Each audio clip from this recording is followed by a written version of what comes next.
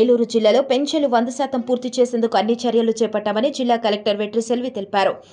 కలెక్టరేట్లోని గోదావరి సమావేశ మందిరంలో విలేకరుల సమావేశం నిర్వహించారు. ఈ సందర్భంగా కలెక్టర్ మాట్లాడుతూ జిల్లా వ్యాప్తంగా ఎన్టీఆర్ భరోసా కార్యక్రమం కింద వృద్ధులకు, వికలాంగులకు పెన్షన్లు పంపిణీ చేస్తున్నామన్నారు. ఇప్పటికే 70% పూర్తయిందని, మిగిలిన 30% కూడా సాయంత్రం లోపు పూర్తి చేసేందుకు అన్ని చర్యలు చేపట్టామన్నారు.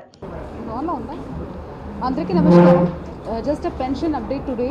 మనకు టుడే జూలై 1 మనం కొత్త పెన్షన్ ఎన్టీఆర్ భరోసా పెన్షన్ స్కీమ్ని లాంచ్ చేశాము. ఆల్రెడీ నేను 3 కాన్స్టిట్యుయెన్సీస్ కూడా విజిట్ చేశాను. యాజ్ ఆఫ్ టుడే మనం 6 o'clock స్టార్ట్ చేశాము.